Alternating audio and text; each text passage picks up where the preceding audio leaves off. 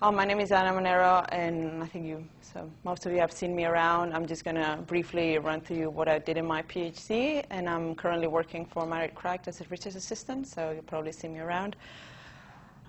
This is going to be very brief, so if you find things that you agree, you disagree, or you're passionate about, just please, by all means, come and talk to me later. So a lot of people ask me, like, how did you end up doing a PhD through the ANU with the field work in Tanzania, working from Perth? And this is because while I was looking for a PhD program back in 2013, I came across an ACR-funded project in Africa, which is one of the environments that I was interested in doing my research. And they said, yeah, we have this project. It's run by ANU, UniSA. You're welcome to put in an application. So I got an offer to do my PhD through both of the universities. And that's how I ended up working from home in Perth, but doing my PhD through the ANU and having course supervisors in UniSA. And yeah, it does sound chaotic, but I was really lucky in the sense that I had great support, and I got a lot of data that was collected by our in-country partners, which I used at the first bit of my PhD. And also I had support from ACR to do my field work, which I did in 2015, where I collected data through baseline surveys and through household surveys, and also looking at the infrastructure and do some policy work as well. So now back to this is a bit of a background, so I'll tell you a bit of the research question. So my questions were framed in what which is known as the poverty, growth, and inequality triangle. And this is a theory that tells us that in developing environments, we can achieve poverty reduction through either wealth redistribution, that's reduced inequalities, or growth. And that economic growth would not be successful in reducing poverty unless that growth that is generated is distributed in a manner that benefits the poor more than it benefits everyone else. We also know that in developing environments, agriculture, and particularly irrigation, is a major driver for rural growth. And therefore, we also know that in these developing environments, water, and irrigation water, is generally not evenly distributed. So knowing that water is not evenly distributed, but irrigation is important for growth, and economic inequalities are important for poverty reduction, my logic was to ask, is it possible that inequities in irrigation water translate into economic inequalities? And if so, would it be possible through better water management to reduce economic inequalities and therefore help alleviate poverty? So to answer these questions, I broke down the logic into three smaller questions. The first one was looking at the levels of economic inequality at the small scale. There's a lot of data at regional, global, and also country levels, but there's very little data on inequality levels at the small scale within these communities. So farmer to farmer, how different are they in terms of their wealth? So I did some income inequality analysis using the Gini coefficient and failed decomposition analysis. And I'm not going to run through the details because I have very little time. But what I found is that the inequalities at the small scale are actually larger than a national level. So yes, it is important to think about the contrast between rural areas and urban areas and industrialized areas and agriculture, but even when you look at the small communities, the income inequalities there are larger than the national level. So for example, in Tanzania, the national inequality in a Gini coefficient on income is around 0.36, whereas at the scheme level, it was 0.5 and 0.6, so much significantly great. And I did do some sensitivity analysis around the methods of calculating incomes and also using not only incomes, but also consumption. And by all measures, consistently I found that so the inequality at small scale is something that we cannot overlook just by looking at the national statistics. I also found that the differences between households who are solely reliant on agriculture as a source of income and those who are able to diversify was important, but the largest explainer of inequality was the differences within those two groups. Anyway, I think I'm getting a bit too much detail, but I can come back to this later. So anyway, so I was there. At this point, I was about a year into my PhD, a bit over a year into my PhD. I had two papers on the way to publication. I thought, this is easy. I just got to Tanzania. I thought, well, I've measured inequality, economic inequality. I'm going to measure water inequity, and bang, I'm going to drive a relationship among this. So what happened when I got there is I found I could not measure water. There was absolutely no measure water. Like, well, I knew there were going to be no flow meters and no advanced measures of measuring water, but I thought they may have something else. So I asked the irrigators, how do you measure water? They're like, well, we don't. Like, well, you surely have a ruler in the scheme. Like, no, we don't. Well, you surely keep records of who and when receives water. Like, no, we don't. So I was on my phone, on the phone to my supervisor, like, Canberra, we have a problem.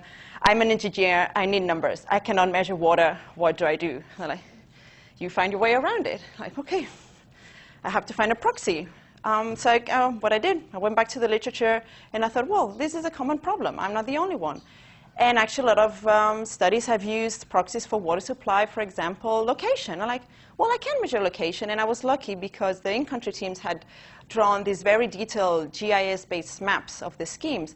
So for every person I interviewed, I was more or less, well, for most of them, I was able to pinpoint them in the maps that I was shown. So I was able, using ARE-GIS, to calculate the distance from each farmer's farm to the irrigation canal, which is usually called the transversal distance, and then from that point to the intake. So then I had two measures of the location, and then this continuous distance, I could translate that into head, middle, or tail. And also, I thought, well, while I'm here, I may ask farmers about what they think. If I cannot measure water, I may just ask them. And it turns out there was a whole world of what's called qualitative data, which actually was new to me. I thought, like, well, there's actually more in the world than numbers. And what people think and what people perceive is actually important. And I actually did find in the literature that when looking at income and resource inequalities, sometimes it's not so much about the measure of inequality, but people's perceptions of inequality that actually drives the social behaviors and conflicts and collective action. So again, with all the quantitative data that I could collect, I did some regression analysis. Initially, I tried to do some fancy spatial auto-regression with spatial lags and auto-regressive errors, but that fell apart because I had a lot of gaps. So I ended up settling for the most boring and plain OLS, which nonetheless yields some interesting results. And yes, I did found that the farmers at the tail end of the canal, the being at the tail had a negative impact on the yields. But what I also found interesting is the ones at the head were also worse off than the ones in the middle. So this contrast head or tails is not the end of the story, because actually the ones at the head can actually be worse off. And this has an explanation in rice growing, because rice is very tolerant to water excess, but that means that the water leaches all the nutrients in the soil.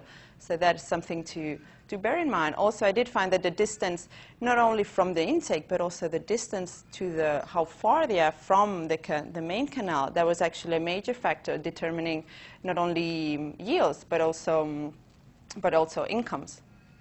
So then I went to the qualitative part, and I said, well, I have all this data that's telling me a story. Is this quantitative story supported by what farmers are telling me? So I asked them, do you think there's important economical inequalities in your scheme? Do you think water is equitably distributed? And do you think there's a connection between them? And the consistent answer that I got was yes, yes, yes. So then I asked, all right, well, if these two things are connected, how are they connected? And then they just, that was an open-ended question. We then had to do some thematic analysis and then synthesize this to some common topics. So yes, there was a portion who said, no, I don't see a connection, but most of them said there was a connection. One of the main linking mechanisms was obviously yields. More water means more yields. But also through these open-ended questions, I uncovered a lot of very interesting linkages that I hadn't previously heard elsewhere, not even in the literature. And those were factors around social power and cost of opportunity and erosion of the human capital. I'll give you a few examples. Some farmers said, it's not so much about the quantity of water they have, it's the reliability. If I don't know if I have water while I not have water, I have to spend the whole week sitting on my farm while I don't have water. This is time that I could have spent, much better spent, in developing my own business or studying or doing something else. But because I don't know whether I'm going to get water or not, that's the time and capital lost for me. Also, the farmer said, if I don't have water at the start of the irrigation season, I find myself forced to work as cheap labor for the ones who do have water. And then by the time I receive water at the end of the irrigation season, it's too late to cultivate. It's too hot or it's too cold. Yes? Sorry, how is this water actually allocated then? Can we get into questions? Because I have 3 minutes to finish the. So what here, the story, the qualitative stories was actually supporting the quantitative results and actually was giving me a lot of new information that I hadn't come across. So this was telling me that it's not only about the volumes, but there's a lot of other aspects that we need to take into account when we look at water supply and water equity. So I looked at the different measures of water, and I realized that there's more than one dimension when we talk about water equity. And in the policies in Tanzania, there's a big stress around the water equity in irrigation systems. But somehow it's really centered around the volumes. But there's a lot of other dimensions. So multi-dimensions have come across, for example, in multi-dimension poverty index. And there's also a water poverty index, which looks not only at volumes, but at different other aspects. But it's not a multi-dimension water inequity index. And I didn't attempt to develop that, but I did sort of develop my own framework of the key components that should be taken into account when we're looking at water inequity. So not only the quantities, which is mainly where most people think and most studies are, but also the reliability, the obligations, which means farmers need to have the same obligations, need to be held into account if they break the rules, or they need to pay the fines. Also the benefits, two farmers could have the same water, but for other reasons they could be benefiting more or less. So that again translates into economic inequalities. And two overarching issues would be the decision making, which actually means the access to the institutions. So two farmers could have the same amount of water with the same reliability, but maybe because of age or gender issues, if they cannot access those institutions to make the decisions, then they're worse off. And again, the land rights. There's, maybe that's not so much an issue in Tanzania, but in other areas such as Pakistan and India, that's a big issue that related to access to water. If you don't secure land rights, or they have differences between landowners or those who rent, then obviously that creates again differences in the possibility of accessing irrigation water. So in summary, I would say that yes, most, if not all farmers are poor, but some are poorer than others. And yes, water does play a critical role in influencing economic inequalities, mainly through yields, but that's not the end of the story. There's many other aspects, such as reliability, access to institutions, and obligations that need to be taken into account to properly define water equity in irrigation systems. And yeah, that's my 15 minutes.